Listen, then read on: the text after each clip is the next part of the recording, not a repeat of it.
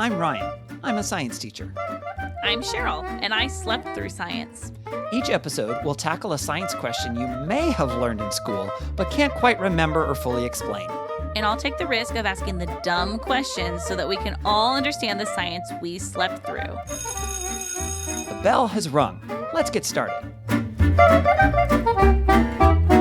Welcome to Lesson 5. What's your question today, Cheryl? Ryan, I'm very disappointed in science. Okay.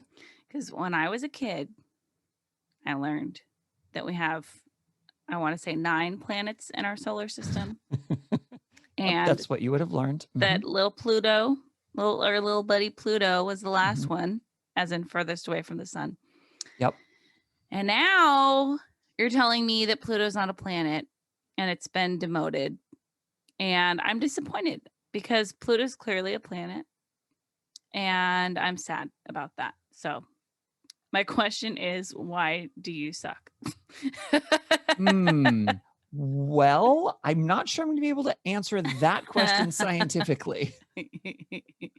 Maybe I know try science asking a different question, right? Isn't it like I had a science teacher prove that science doesn't suck one time? So fine. Oh, yes. Science doesn't suck. Sure. Because, a vacuum is it. Yeah. Okay. Whatever. Close Mhm. enough.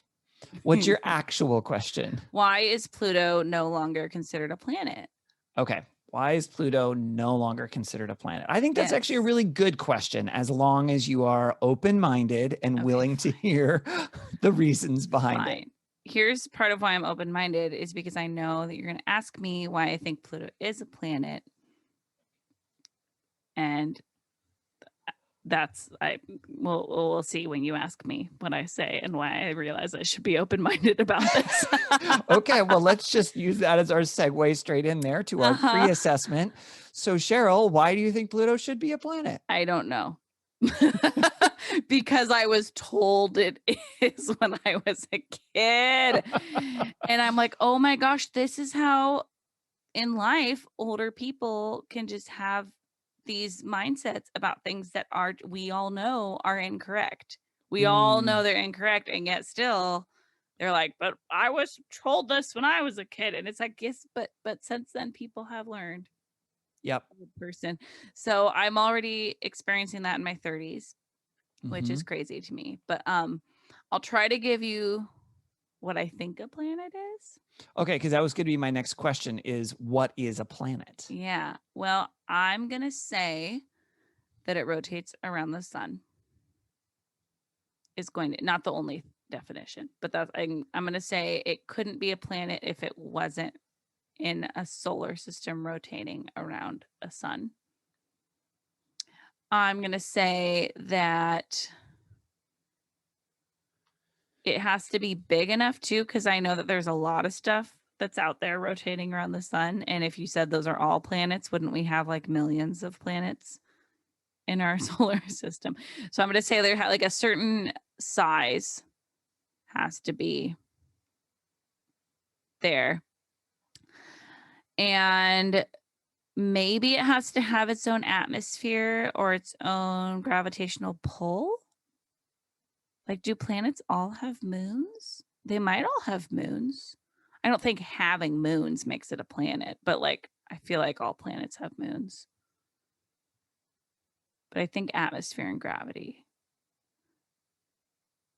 But like, it doesn't have to be made of one thing because there's gas planets. So it's not like it's solid necessarily. But why are gas planets a planet? That doesn't make sense to me. I've never even thought about that, but that's very odd. What doesn't make sense to you about gas planets being a planet? Excuse me. Because it's not really a thing. What do you mean by it's not really a thing? Well, like the air is gas. So like a whole planet just being made of gas, or is there like a solid in there anywhere? It just seems like a solid is a real thing. And like, how could gas, if my definition of saying it has to have like gravity and atmosphere is correct, how could gas have gravity or like an atmosphere? But it would, like, if the gas planets have moons and things are rotating around them, then like, and they're massive, how can they be that big if they're made of gas? let's forget Pluto. Let's just talk about a gas. This is probably too much, but I think we're why going to is need to do a Pluto not separate, considered a planet? yeah, I think we're going to have to do a separate episode on gas planets, I think apparently. so. Yeah, maybe in a future unit we can cover some of that. But Yeah. Because, yeah, I you want to know started about asking a Pluto. whole bunch of other Yeah. questions that are really good questions, but I think they might be beyond what we're going to be able to answer today. But like, I think that's the extent of my, like, what I would say is a planet. Okay, that makes sense. That makes sense. Well, so here's the thing. I'm going to start actually by giving you a little bit of history about what kind of led to this initially. Okay. And then I'm going to use some of the things that you said, because as per usual, Cheryl, you already have a lot of the pieces to understand what planets are.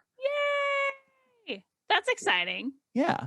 So you're already on your way. And I think if I just kind of help you with it a little bit, I think it's probably going to make sense to you Cool. because you've already got a lot of those pieces in place. Awesome. So when you and I were growing up and learning planets, I think I learned the planets for the first time in second grade, I think. And then there were other classes where, you know, we learned them again and you had to memorize them in order and things like that. We learned 9 planets. Mm-hmm. Then in the year 2006, there was a meeting of the IAU, which is the International Astronomical Union, which is the international, obviously, group of astronomers that makes a lot of the official decisions on astronomy-related things. And they're a bunch of haters, and they are didn't a like bunch Pluto. of haters. No. And what had happened was that astronomers had been discovering more and more objects out beyond Pluto. And they're like, okay, what do we do with these? Are these planets? Are these not? And what ended up coming out was that there was no official astronomical definition of what a planet was. Okay, well, so then I like never really was taught that and forgot it promptly in school. No. I mean, I'm sure that the dictionary probably had some sort of definition for the word planet, but it was not a scientific definition, a scientific designation. It's just a word that we've used for these things that we just know are planets. Yes. Yeah. And so what the astronomers did in 2006 was they got together to try and agree on what a planet is in the first place. Okay, that sounds very interesting and also probably also very boring. I mean, yes and no. I think it depends on you and what things you're interested in. I find it incredibly fascinating. I actually remember this because 2006 was when I started teaching. That was my first year teaching. So I'd started teaching in February of 2006, and all this happened over the summer. And so I remember being aware, and the internet wasn't what it is now, obviously, in 2006. But I remember seeing things, reading things, hearing things that they were going to have these discussions. And I assumed we were going to come out with more planets. I assumed these other objects that were out beyond Pluto were going to be included as new planets. Wow. Yeah. And instead, what they did is they created a new category of dwarf planet. And in the process, they came up with a definition for what a planet is. Okay. And it actually includes some of the things that you mentioned. Yes. Got it. Okay. So the first thing is the first thing that you had. It has to orbit the sun. Okay. That totally makes sense. Yep. Now I'm going to throw in one little nitpicky thing just because it's a science pet peeve of mine. People do it all the time, and I understand why. You said rotates around the sun. It doesn't actually rotate around the sun. It revolves around the sun. The two words are very similar. Rotating is on an axis. So the Earth rotates over 24 hours to make one day. That's a rotation. A revolution is to go around something else, a different object. Oh, so the Earth does rotate. The Earth does rotate. It doesn't rotate around the sun. Correct. Okay. Only the sun rotates around the sun. That's a fun. Have you ever done that as a fun trick question on one of your quizzes where you say how many objects rotate around rotate the around the sun? sun? No, but I could. That'd be Here's an mean. idea for you. I will come up with all your fun trick questions for All the your fun trick science questions that classes. students will hate me about. Yes, Yeah, yes. great. So that's the first one. So you've got the first part of their definition Okay. as well, Got it. right?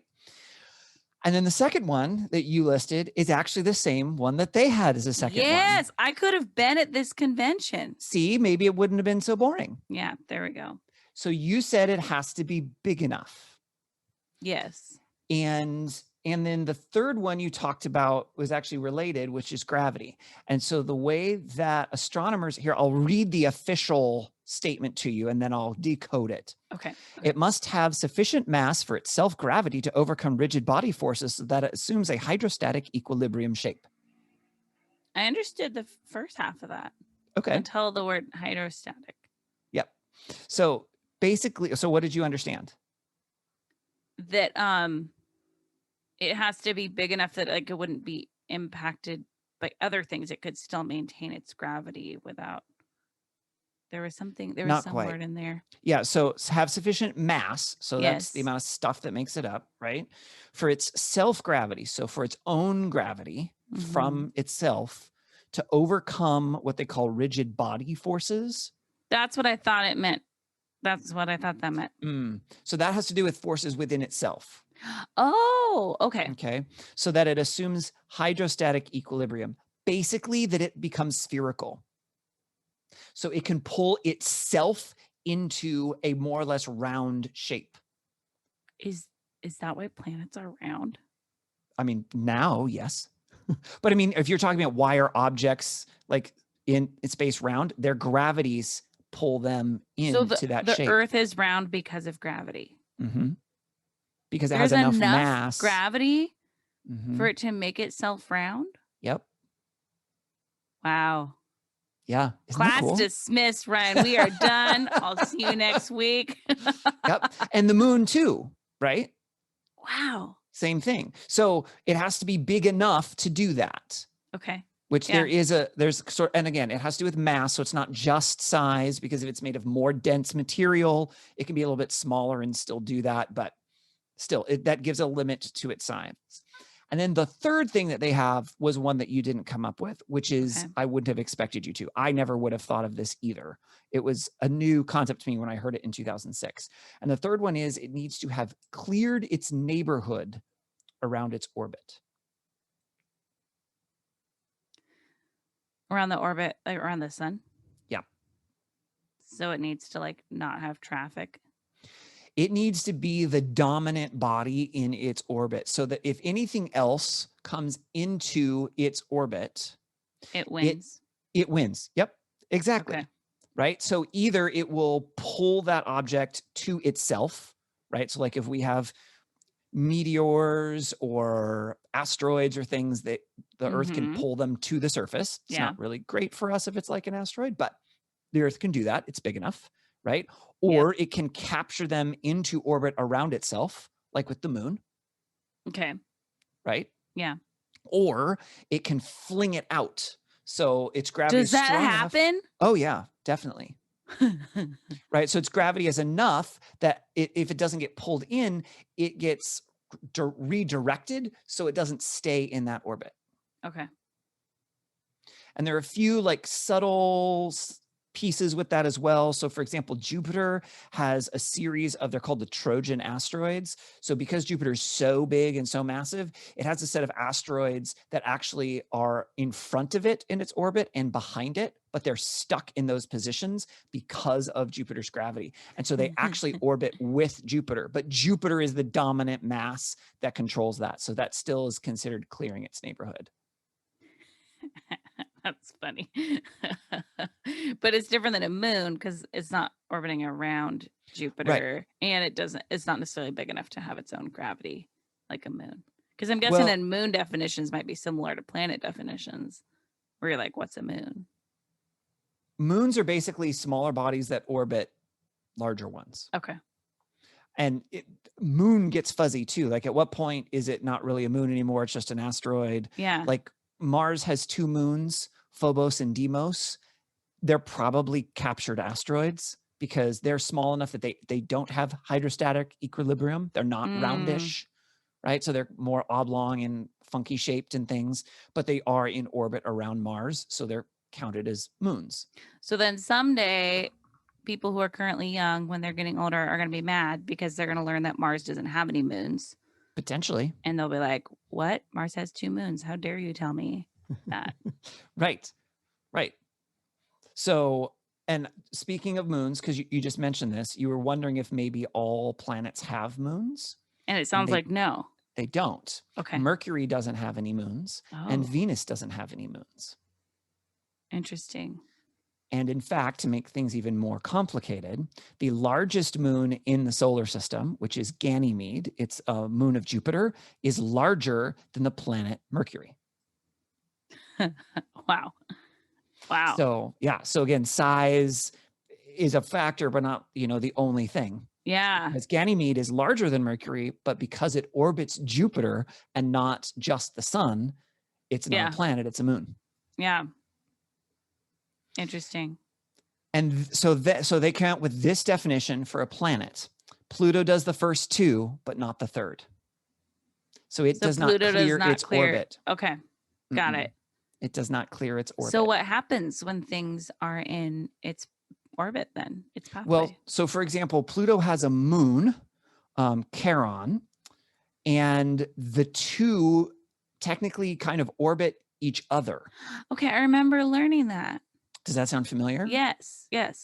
So then does that mean that now there's different definitions of what a planet, moon, dwarf planet are? Is Charon now considered a dwarf planet as well? No, Charon is not. It is, although some astronomers consider Pluto and Charon a double dwarf planet system. Double dwarf planet.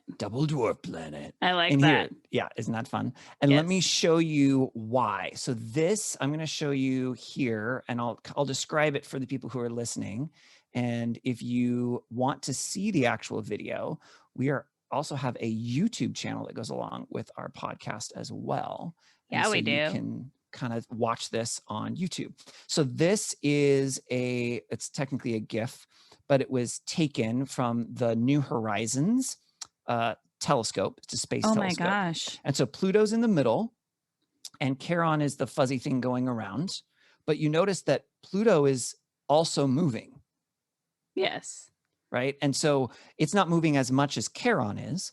If I remember right, Charon is about half the mass of Pluto. That makes sense. It's about half the pixels. So there you go. There you go.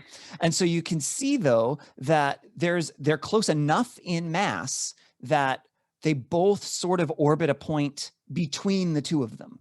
Yes. It looks like a dad holding his kid's arms and like circling around. Oh, yeah. And like his body's also moving a little bit. Yep. I think that's a good description there of what that looks like. Interesting. And so if other objects come into the orbit of Pluto doesn't have enough mass usually to actually clear its neighborhood. Okay. It's not necessarily the most dominant thing. In fact, there was a period of time in the, I want to say mid to late 90s, where Pluto was actually ever so slightly closer to the sun than Neptune was, because its orbit actually crosses Neptune's orbit. Oh, I think I remember hearing that too, that it was like sometimes Pluto's not the furthest. Yeah. Interesting. So how many dwarf planets do we have then? Also a good question. So the dwarf planets that we have are, and I've got that over here. Sorry, I'm pulling them up because so all of the planets are named after gods. They usually use the Roman name for the different gods. It's the same as the Greek and Roman mythology. And so they've wanted to kind of stick with that concept of named after gods, but they wanted to start using other cultures. So not just the Roman. So the other dwarf planets we have are Ceres, which is actually the largest asteroid in the asteroid belt. Oh.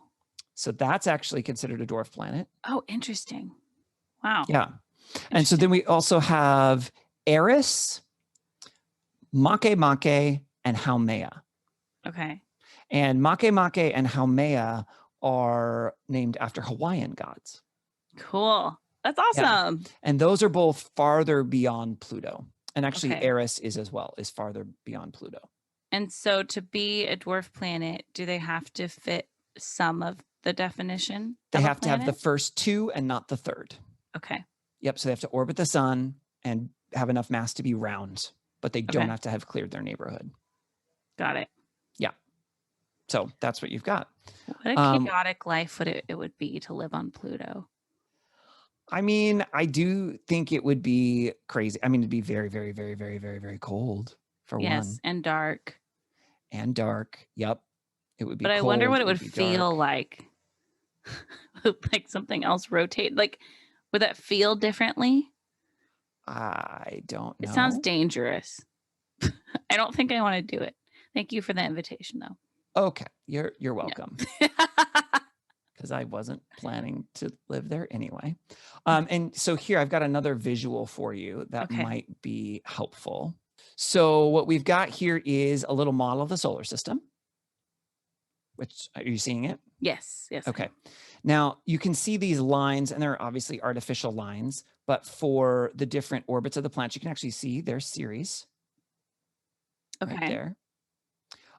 But Pluto, you can see Pluto's over here, but its orbit is this one here, this kind of, I don't know how well this is showing up, but Pluto's orbit is this kind of slightly different colored line here. Oh. Not only does it cross Neptune's, but you see the difference in the plane of Pluto's orbit. It's at a significant tilt compared to all the other planets. And we see that there's Makemake and there's Haumea, and those orbits are also at much more of a tilt compared to the rest of the orbits.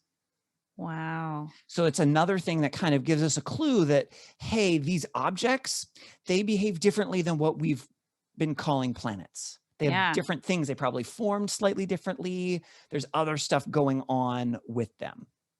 Yeah. They're just not stable enough. They're just not stable. You can't trust them. No. And so there's actually, I don't know if you can see this on here, but out here by Pluto, there's this, it looks almost like the asteroid belt where there's all these little tiny rocks. Yeah. Okay. And that is actually something called the Kuiper belt. So it's kind of like the asteroid belt, but farther out. And we now know that there's a lot of stuff out there like Pluto. We call them trans-Neptunian objects, right? So Pluto, Haumea, Makemake, Eris, those are all trans-Neptunian objects out there in this region called the Kuiper belt. And it's actually a very similar process to what happened historically. So we typically think there are 9 planets and there were always 9 planets. And that's not true. As a matter of fact, we used to consider the sun and the moon planets. Before we knew, right, because they moved across the sky like planets do, differently than stars. So we've changed what we've called planets historically a whole bunch of times. Before we knew what asteroids were, when we first started discovering asteroids for the first time, we called those planets. Okay. And then had to take that back and say, never mind. There's so many of them. We keep finding more. We're going to reclassify these as asteroids, which is the same process that we basically did with dwarf planets. Interesting. So probably we will keep gaining more dwarf planets over time. Yes, we probably will. As telescopes and satellites and spaceships and everything keep happening. Yep, there are. Right. So I listed the 5, but there are also other dwarf planet candidates, things that we think might be dwarf planets, but we need more data before we would know for sure. So there's other objects that we found. We found a bunch of other things out there, and some of them might be big enough to count as dwarf planets, but we just don't know because they're so far away. It's really hard to see them. And you think, well, we can see stars. Those are really far away, but they give off their own light. Whereas planets have to reflect the light of the sun. So the farther from the sun they are, the dimmer they're going to be and the harder it's going to be for us to see them or take any data about them, even though there are things that are way farther away that we also know about. Yeah, that totally makes sense. So Pluto was not kicked out and abandoned. It's just that now has friends. Pluto now has friends. Yes. Exactly. Yes. And it's what sort of sparked the whole thing. So you could say that it's the ruler of the dwarf planets if you Oh, want. I love that. And just like, becoming its own thing. Mhm. So good. So good. Well, I will no longer say that Pluto is a planet and that scientists are wrong for that. We'll Does see. it does it make sense to you at least Yes. and I think some Yes. people may still disagree and that's fine, but I think it's helpful to understand the reasoning behind it. Absolutely. Yeah. Okay, Cheryl, you are now ready for your quiz. Okay. We'll do it. Okay. First question. What are the 3 things needed to be considered a planet? Okay. So revolving around the sun. Okay. Mass big enough that it can become spherical. Okay. And that it clears its path. Great. Essentially. Yeah. It uses the word neighborhood, but okay. you understand it. And so I'll give you credit. Yay! Next question. Which one of those 3 does Pluto meet? Which one of those 3? Ones. Oh, okay. Yeah, the first 2. Okay. Yep. And what is one reason besides the definition for Pluto not being a planet? Can you say that in a different way? Sure. So we know that Pluto doesn't have the third one, hasn't cleared its neighborhood. What is another reason that we could use to justify why Pluto is not considered a planet besides the fact that it hasn't cleared its neighborhood? That it revolves on a different, is it called axis than the other ones? It's a different angle. A different plane is what we would call Yes, a different that. plane. That's what it was. Yeah, the plane is a different angle than everybody else. And it goes in and out of Neptune's closeness to the sun, which feels sketchy and suspect. So I mean, Pluto is a little sketchy. Yeah. Great. So you gave 2. I only asked for 1. Yay! You gave 2. Okay. The next one is a what do you think question. Okay. So you can't get it wrong. Unless, that's actually not true. You can get it wrong. Because you could answer something that isn't what the question's asking. But do you think Pluto should be considered a planet? Why or why not? No. And I'm a little sad about it, but also I'm coming to terms with it. No, I think having a standard definitions for things is one of the really important parts about science. And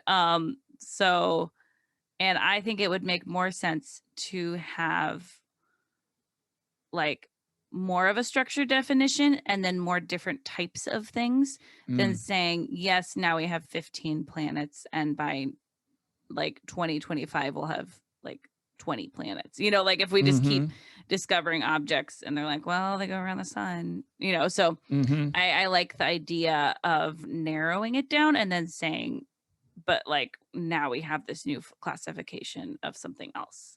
I think that makes more sense. It's also more specific, and I think science is specific. And so I'm on board with that. Great answer. Okay, last question, sort of a bonus question. Okay. Okay. How many planets rotate around the sun? 0. I had to do that one. I had to. You used my bonus question. Please, will you please use that as like extra credit or something on a quiz sometime? I might throw that in there. We'll just have to see because I do teach my students about rotate and revolve. So I don't typically like to do trick questions, but do you do any kind of like intro to this class? Like you guys haven't learned anything yet, but let's see what you already know walking in the door. Sure. You could do like that as type of thing. Question at the beginning of class and then be like, something. guess what? Actually, because they'll be like, no, it's 8. No, it's 9. And then you'll be like, it's actually 0. It's actually 0. And then you drop the mic and you walk out of your classroom. Yep. That usually goes over really well with students. Yay! Yay. Well, I have a couple of final things if you are interested in a little bit more information. Okay. So there is a book. It's actually an autobiography called How I Killed Pluto and Why It Had It Coming. Oh my gosh, that's amazing. It's so great. It's written by Mike Brown, who's one of the astronomers that discovered some of the objects that led to that discussion in 2006 around what was going on with Pluto.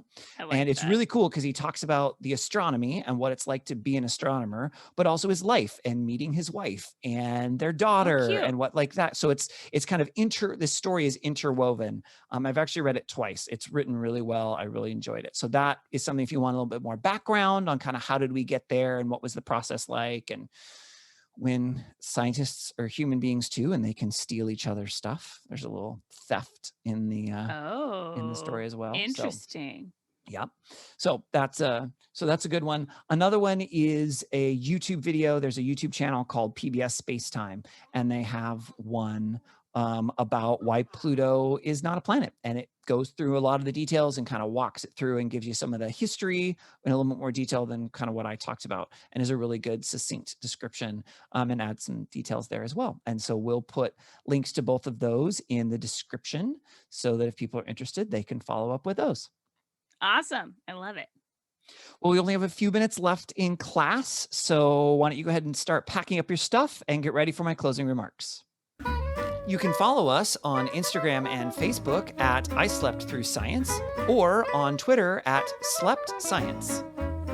If you have dumb science questions like I do, please send them to us. You can email us at isleptthroughscience@gmail.com, or you can even send us a voice memo and we'll play it on the podcast. Please rate and review our podcast to tell other people what you think about it, subscribe to make sure you don't miss an episode, and share about our podcast on social media. Thank you to Beth Reed Miller for the artwork. You can check out more of Beth's artwork at Beth Is Something. Okay, great. Thanks. Bye. The bell doesn't dismiss you. I dismiss you.